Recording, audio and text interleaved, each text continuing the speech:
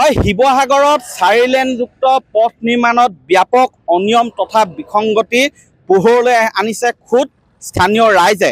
যোৰহাটৰ পৰা জাজিলৈকে দ্ৰুতগতিত 4 লেনযুক্ত পথৰ নিৰ্মাণ কাৰ্য নিয়াৰিকৈ সম্পন্ন কৰা হৈছে। কিন্তু শিৱসাগৰত MS কুশল শৰ্মা নামৰ ঠিকাদাৰ প্ৰতিষ্ঠানটোৱে 4 লেনযুক্ত পথ নিৰ্মাণৰ ক্ষেত্ৰত ব্যাপক অনিয়মৰ আশ্ৰয় লোৱা তথ্য পোহৰলৈ আহিছে। ছবি স্পষ্ট হৈ পৰিছে। ইয়াত 4 লেনযুক্ত পথ নিৰ্মাণৰ ক্ষেত্ৰত ইয়াত কাষে কাষে যিবিলাক ড্ৰেইন নিৰ্মাণ কৰা হৈছে, এই ড্ৰেইন নিৰ্মাণত ব্যাপক বিসংগতি পোহৰলৈ আহিছে। ইয়াত আচলতে যিবিলাক ৰড ইয়াত জালনা গাঁঠি ৰড গাঁঠি ইয়াত দিব লাগিছিলে, তেনেধৰণে নিদি কেৱল ফুল আচলতে ইয়াত গুজি গুজি দিয়া হ'ল।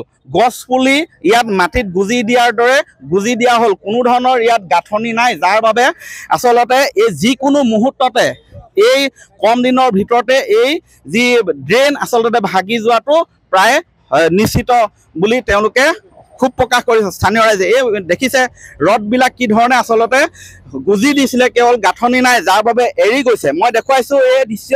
এয়া দেখিছে যে এই যিবিলাক ৰডবিলাক এনেধৰণে কেৱল গুজি দিয়া হৈছে। এইবিলাক আজি দেখিছে ৰড আচলতে ঢালাই কৰাৰ পিছত এনেধৰণে ৰডবিলাক ওলাই আহিছে, কাৰণ ইয়াত কেৱল গুজি দিয়া হ'ল, ইয়াত কোনো গাঁথনি নাই। ইয়াত স্থানীয় ৰাইজ আছে, মই তেওঁলোকৰ ভাষ্য ল'ম। দাদা, ৰাষ্ট্ৰীয় ঘাইপথত যিটো আমাৰ পানীত যিটো ড্ৰেইন বনাইছে একদম নিম্নমানৰ হৈছে।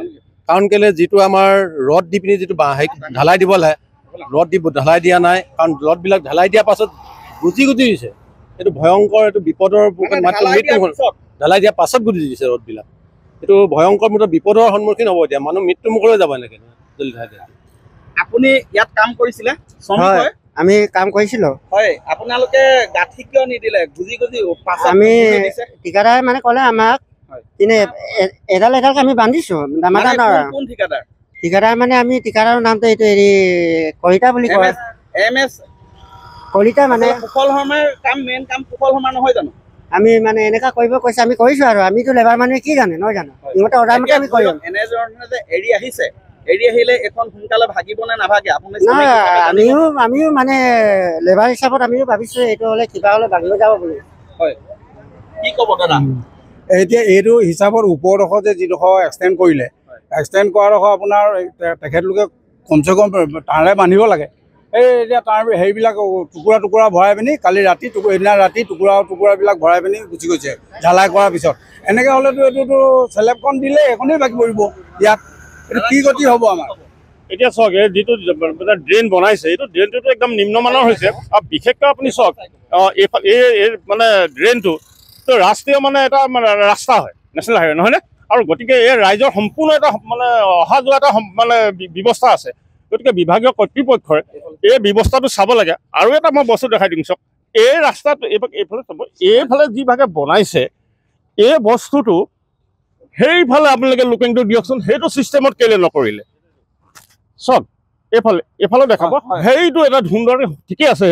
সেইটো ছিষ্টেমত এই যিখন আছে এইখন বনাই দিবৰ কাৰণে আমি বিভাগীয় কৰ্তৃপক্ষৰ ওচৰত জনাইছোঁ। এনেধৰণে আচলতে চূড়ান্ত বিসংগতিপূৰ্ণভাৱে অনিয়মেৰে এইবিলাক 4 লেনযুক্ত পথৰ কাম ইয়াত কৰিছে। মই পুনৰ কৈছোঁ, যিবিলাক ঠিকাদাৰ প্ৰতিষ্ঠানে এনেধৰণৰ বহুৱালি কৰিছে, সেই প্ৰতিষ্ঠানবিলাকক আচলতে কেতিয়া নাকি লগাব ৰাষ্ট্ৰীয় ঘাইপথ আন্তঃগাঁথনি উন্নয়ন প্ৰাধিকৰণ, চমুকৈ NHIDCL কেতিয়া নাকি লগাব, সেই প্ৰশ্ন উত্থাপন হৈছে। কাৰণ চৰকাৰে হেজাৰ হেজাৰ কোটি টকা 4 লেনযুক্ত পথ নিৰ্মাণৰ বাবে মুকলি কৰি দিছে, আমন্ত্ৰণ দিছে। কিন্তু এই এছাম ঠিকাদাৰৰ আচলতে যি অনিয়মেৰে আচলতে তেওঁলোকে ধন লুটি নিয়াৰ চেষ্টা অব্যাহত ৰাখিছে, যাৰ বাবে আচলতে গোটেই এই প্ৰকল্পটোৱে প্ৰহসনত পৰিণত হ'বলৈ গৈ আছে। শিৱসাগৰত মুঠৰ ওপৰত শিৱসাগৰত এনেধৰণে নিম্নমানৰ কাম কৰাৰ বাবে আচলতে বাৰে বাৰে ভাঙে, আকৌ নিৰ্মাণ কৰে, ভাগি যায়, আকৌ নিৰ্মাণ কৰে। আচলতে ভঙা পতা এখন খেল হৈ আছে আজি কেইবা বছৰ ধৰি।